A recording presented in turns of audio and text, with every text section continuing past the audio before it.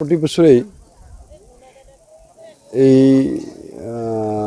নৱজ্যোতি খেলপথাৰত আমি এনেধৰণে বহাগী উৎসৱ পালন কৰোঁ। আমি উৰুকাৰ নিশা আমি বঙাইগাঁৱৰ ৰাইজ একেলগে আমি এসাঁজ খাওঁ। যোৱাকালি আমি উৰুকা ইয়াতে পালন কৰিছোঁ, আমি এসাঁজ খাইছোঁ। আৰু আজিৰ দিনটোত আমি অসমীয়া যি পৰম্পৰা চিৰা পিঠা দৈ এই জাতীয় সামগ্ৰীসমূহ আমি যোগাৰ কৰিছোঁ।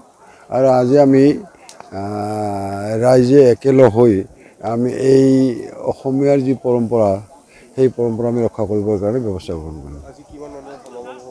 নাই মানুহ তাৰমানে আমি লক্ষ্য কৰিছোঁ যে যোৱাকালি যিটো উৰুকা আছে, উৰুকাৰ পূৰ্বৰ উৰুকাৰ দিনতকৈ যোৱাকালি তাৰমানে যথেষ্ট বৃদ্ধি পাইছে।